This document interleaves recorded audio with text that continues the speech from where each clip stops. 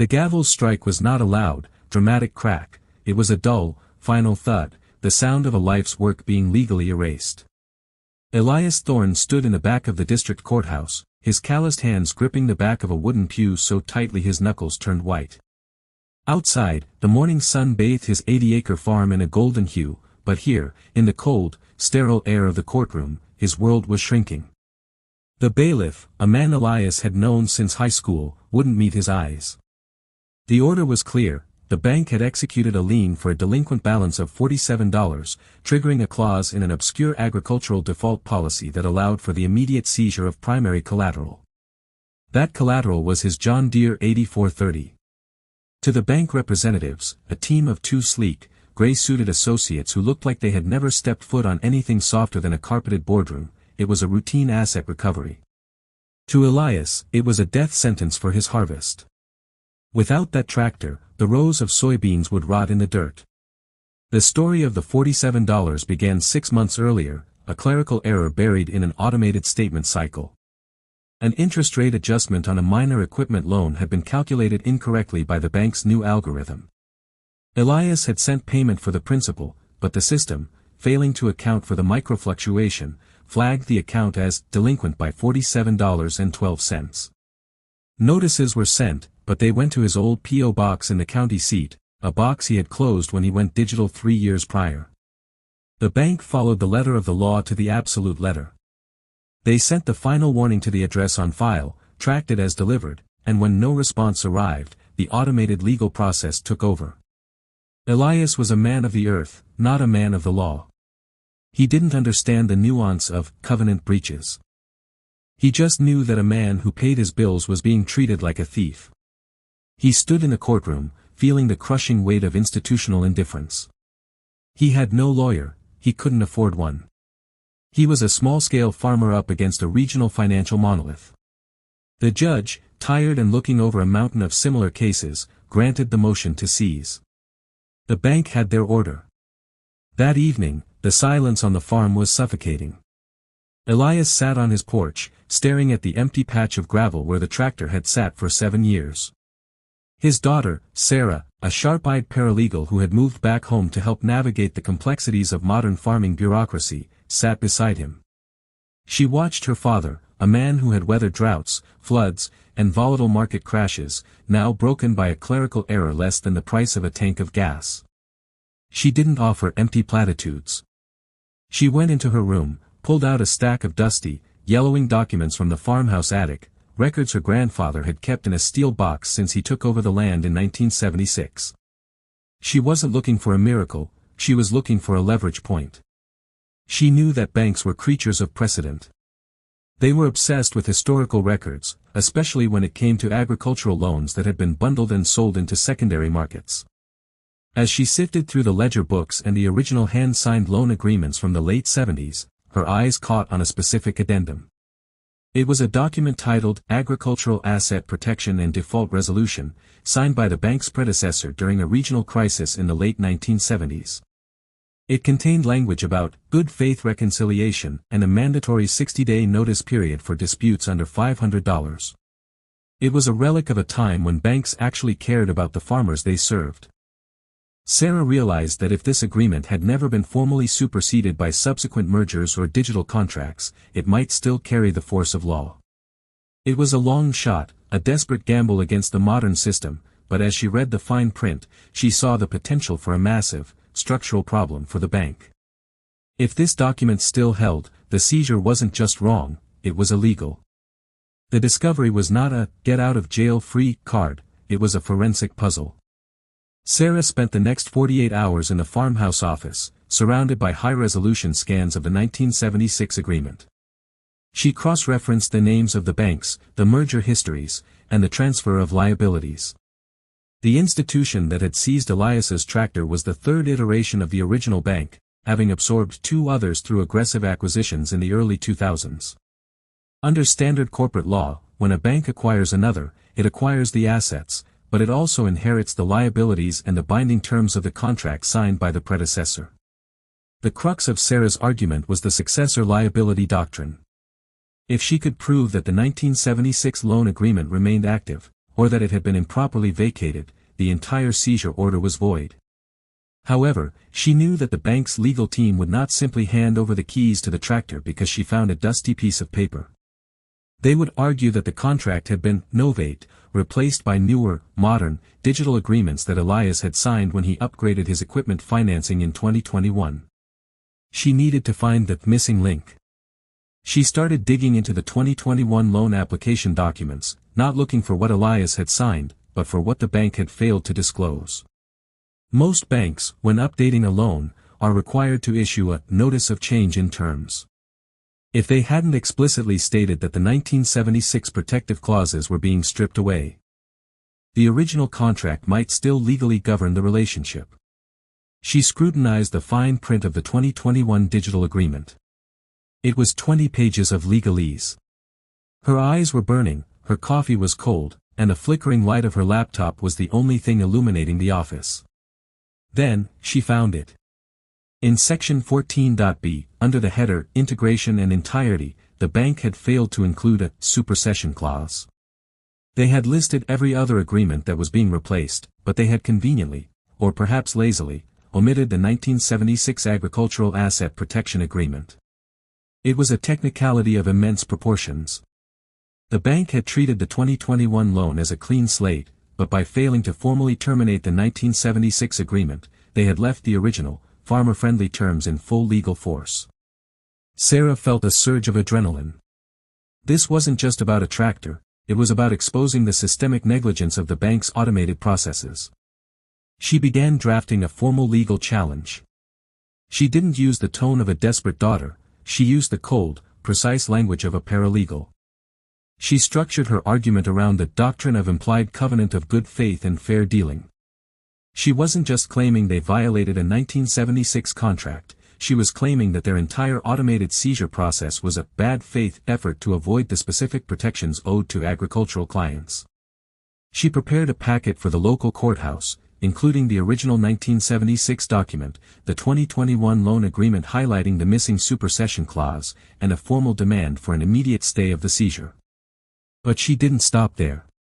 She knew that in small towns, public pressure was just as potent as legal precedent. She started documenting the case, not on social media where it would disappear, but by writing a detailed, fact-based summary to the local county commissioner and the state's agricultural department. She framed it as a precedent of concern. If the bank could seize a tractor over $47 without notice, what other assets in the county were currently being held in jeopardy by the same flawed algorithm? The bank was massive, but it operated on local deposits. It relied on the trust of the very farmers it was currently alienating.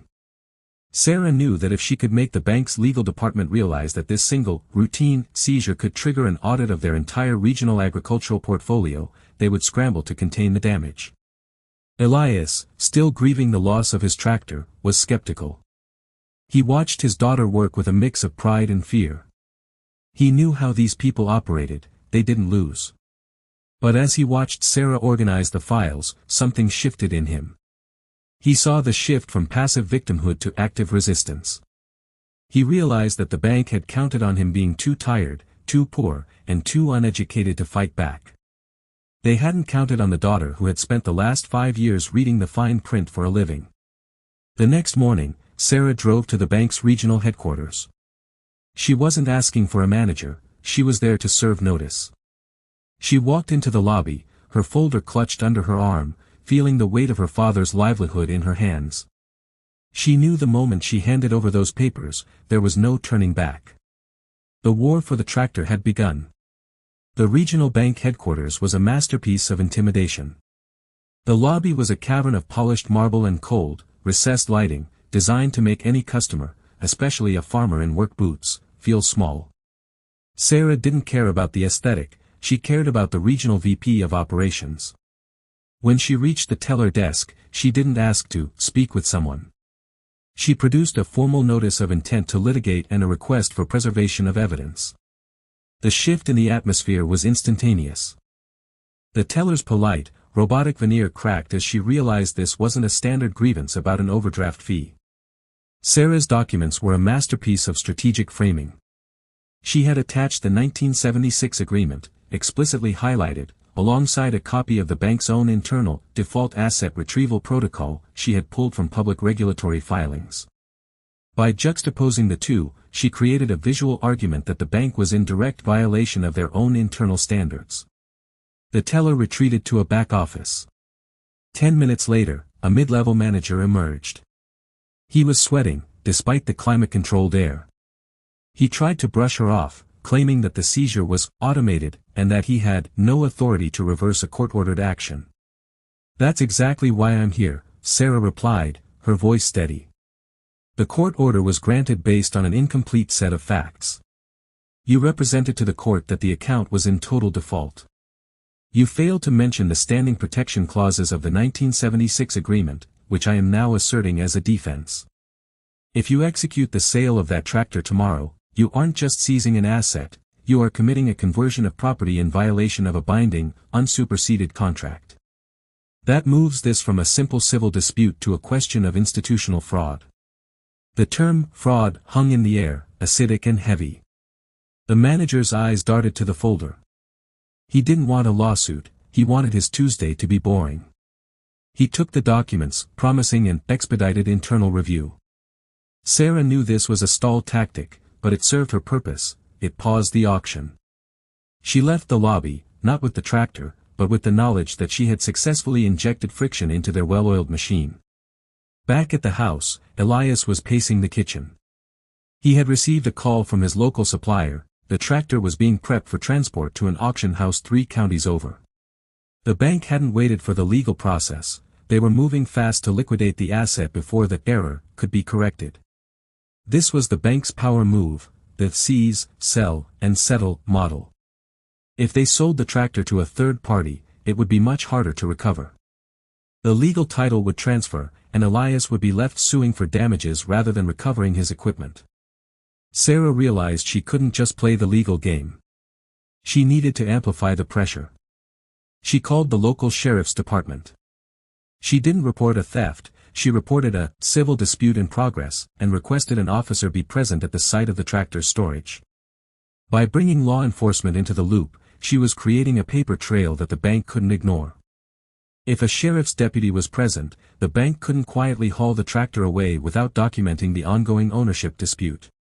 Simultaneously, Sarah contacted the regional office of the Comptroller of the Currency, OCC.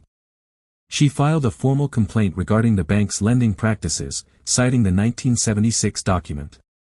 She wasn't holding out hope for immediate relief, but she was creating a regulatory shadow over the bank. Banks fear the OCC more than they fear any individual borrower. The tension reached a breaking point that night. The bank's legal counsel called. They weren't calling to apologize, they were calling to offer a settlement. They offered to waive the $47 and return the tractor, provided that Elias signed a full waiver of liability and a non-disclosure agreement. It was the classic corporate exit strategy: give back the item, but silence the victim to keep the system broken. Elias wanted to take it. He wanted his tractor back, his life back, and his peace of mind. He was tired of the fight. He looked at Sarah, his eyes pleading for a way out. But Sarah saw the trap. If they signed that waiver, the bank would continue to use the same flawed algorithm against every other farmer in the state.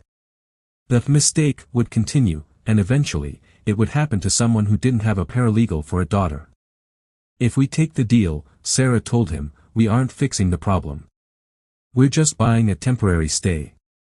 They need to acknowledge the 1976 document, or they will do this to us again the moment the markets shift." She looked at the NDA. It was a prison cell in writing. She realized that the only way to truly win was to force the bank to publicly acknowledge the validity of the 1976 agreement. She needed them to admit that their modern system was subordinate to their historical obligations. Sarah refused the settlement. Instead, she drafted a counterproposal that stunned the bank's legal counsel. She wouldn't sign their non-disclosure agreement. In fact, she would only agree to settle if the bank issued a formal, written statement acknowledging the 1976 agreement's validity across their regional agricultural portfolio. She was forcing them to choose, either admit their systemic error and rectify it for every farmer, or face a public trial where the validity of their modern digital contracts would be dismantled in open court. The bank's lawyers were cornered. Their internal discovery process would inevitably reveal that thousands of other farmers had been subject to the same algorithm-based seizures. If the case went to trial, it would become a class-action nightmare, potentially costing them millions in regulatory fines and lost contracts. The $47 debt had evolved into a multi-million-dollar liability. While the legal battle raged behind closed doors, Sarah initiated the second phase of her strategy. She prepared a transparency packet. She reached out to a local investigative journalist, someone who specialized in agricultural economics and corporate accountability. She didn't offer a sob story about a poor farmer, she offered a data-driven exposé on the black box of agricultural lending. She provided the journalist with the 1976 document, the evidence of the failed supersession in the 2021 loan, and the bank's attempted gag order settlement. The story hit the regional news cycle just as the bank was preparing for its annual shareholder meeting. The headline was devastating: the $47 seizure, how a banking glitch is erasing family farms. The public reaction was immediate. Within 24 hours, the bank's social media pages were flooded with angry posts from farmers across the state. They weren't just protesting the seizure of Elias's tractor, they were expressing years of pent-up frustration with the bank's detached, automated bureaucracy. The bank's stock price didn't crash, but its reputation in the agricultural sector, the bedrock of its regional footprint, began to hemorrhage. Elias, meanwhile, was thrust into the spotlight. He was uncomfortable with the attention, but he realized his story was becoming a rallying cry. He met with other farmers who had been victims of clerical errors that led to asset repossessions. He wasn't just fighting for his John Deere anymore, he was representing a community that had been systematically ignored by the financial institutions that profited from their labor. The bank finally blinked. Their CEO, facing pressure from the board to avoid a public relations catastrophe, authorized an emergency audit of their agricultural lending division. They reached out to Sarah again, but this time, the tone was different. There were no more threats of litigation or demands for NDAs. They wanted to cooperate.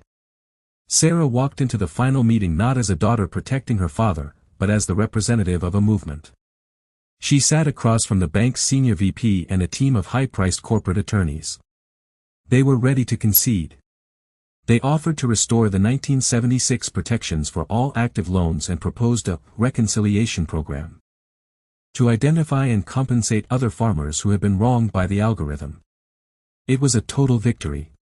The bank agreed to return the tractor, cover all legal costs, and pay a significant settlement for the inconvenience, a sum that would ensure the farm's stability for years to come. But for Sarah and Elias, the money was secondary. The real value was the precedent. By digging into the past, they had secured the future of every farmer currently trapped in the bank's digital web. As they drove the tractor home from the storage facility, the engine hummed with a rhythm that felt like justice.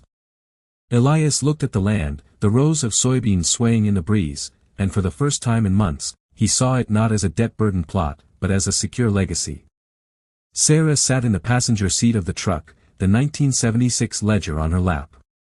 She had proven that the old ways, the handwritten promises and the principles of fair dealing, still carried weight, even in an era of cold algorithms and digital fine print. The battle wasn't just about $47, it was about the resilience of the human spirit against the anonymity of the machine. The bank had tried to automate their life, but they had underestimated the power of one determined daughter to pull the plug on a faulty system. They hadn't just saved a tractor, they had challenged the status quo. The return of the tractor was not just a restoration of equipment, it was a reclamation of sovereignty. When the transport truck finally backed into the yard, the driver, a local who had heard the news on the radio, tipped his cap to Elias. There was no paperwork to sign, no bailiff to oversee the transfer, and no lawyers looming in the shadows. Just the low, mechanical rumble of the engine firing up, a sound that cut through the silence of the valley like a declaration of independence. Elias climbed into the cab. He didn't rush. He performed a slow, deliberate inspection of the machinery, checking the hydraulic lines and the tire pressure. He was a farmer, and for him, the machine was the primary extension of his labor. The bank had treated it as a financial instrument, a line item in a spreadsheet to be liquidated. But as Elias shifted the tractor into gear, he felt the familiar connection between his hands on the wheel and the earth beneath the treads. That connection was something the bank's algorithm could never calculate or understand. Sarah stood on the porch, watching him. She had spent the last week in a whirlwind of legal negotiations, media inquiries, and community meetings. The exhaustion was setting in, but it was punctuated by a sense of profound clarity. She had always wondered if her paralegal training would ever be put to a higher purpose than drafting boilerplate contracts for commercial leases. She had found her answer in the quiet desperation of her father's kitchen. She had seen how quickly a life built over decades could be dismantled by a few lines of bad code, and she had seen how effectively the truth, backed by proper research, could rebuild it. The bank's reconciliation program began quietly, but its effects were soon felt throughout the county. A specialized task force was assembled to review every agricultural loan in their portfolio that had been categorized under the new, aggressive recovery policy. Within 3 months, they had identified over 200 instances where the same, clerical error, had led to disputed interest charges or threats of default. The bank, under the shadow of the negative publicity Sarah had cultivated, was forced to offer credits, interest rebates, and formal apologies. It wasn't a total change of heart, it was a strategic retreat, but for the families involved, the result was the same: they kept their farms. The local community didn't forget what happened. The Thorne case, as it came to be known, became a standard reference in local farming circles. It served as a reminder that the bank, despite its imposing marble lobby and its omnipotent digital interface, was accountable to the people who kept the local economy alive. Farmers started asking more questions. They began requesting copies of their original loan agreements and comparing them against the modern terms they were routinely asked to sign. They stopped accepting "automated" as a sufficient explanation for financial decisions that impacted their livelihood. Elias and Sarah became unintended advocates. Their farm transformed into a hub for others navigating the treacherous waters of modern agricultural finance. They organized a local working group dedicated to fair lending practices, pushing for more transparency in how regional banks managed agricultural debt. They didn't want to destroy the banking system, they wanted to humanize it. They wanted to ensure that the relationship between the lender and the borrower remained a partnership, not a trap. The impact of their victory extended beyond the county lines. A report on the case was picked up by a state legislative committee, leading to a proposal for a borrower's bill of rights in agricultural lending. The proposal sought to mandate that any changes to loan terms must be explicitly disclosed and that automated asset seizure protocols must be subject to human oversight before execution. It was a modest start, but it was a direct consequence of the battle fought over a $47 clerical error. Sarah eventually returned to her office in the city, but she was different. She was no longer just an employee in a large firm, she was an advocate with a track record. She took on cases for small business owners and family farms that had been sidelined by corporate interests, using the same meticulous approach that had saved her father's farm. She understood now that the law was not a static thing written in stone, it was a dynamic tool that could be wielded by anyone who took the time to read the fine print. Elias, for his part, found a new rhythm. The harvest that year was the most successful he had seen in a decade. He worked with a renewed sense of purpose, knowing that the soil he tended was truly his, protected by the historical weight of his family's legacy. He often thought back to that afternoon in the courtroom, the sound of the gavel, and the cold indifference of the bank associates. It served as a permanent reminder that the modern world was designed to favor the large, the automated, and the efficient. But he also remembered the feeling of that tractor engine turning over, a tangible proof that the individual still held the power to resist. The farm remained in the family, a testament to the fact that sometimes, the smallest error is the catalyst for the greatest change. The $47 that had nearly ruined them became the key to their security. It was a lesson in the power of persistence and the importance of never allowing an institution to tell your story for you. As the sun set over the fields, casting long shadows across the rows of crops, Elias felt a peace he hadn't known in years. The tractor was back, the debt was cleared, and the future was once again in his hands. He knew there would be other challenges, markets would fluctuate, weather would be unpredictable, and the bank would always be there, but he wasn't afraid. He had faced the machine and he had won. And, most importantly, he had done it with his daughter by his side, proving that while institutions might have the power to seize assets, they could never seize the history, the labor, and the resolve that defined a true farm. The legacy was intact, the record was corrected, and the harvest was ready.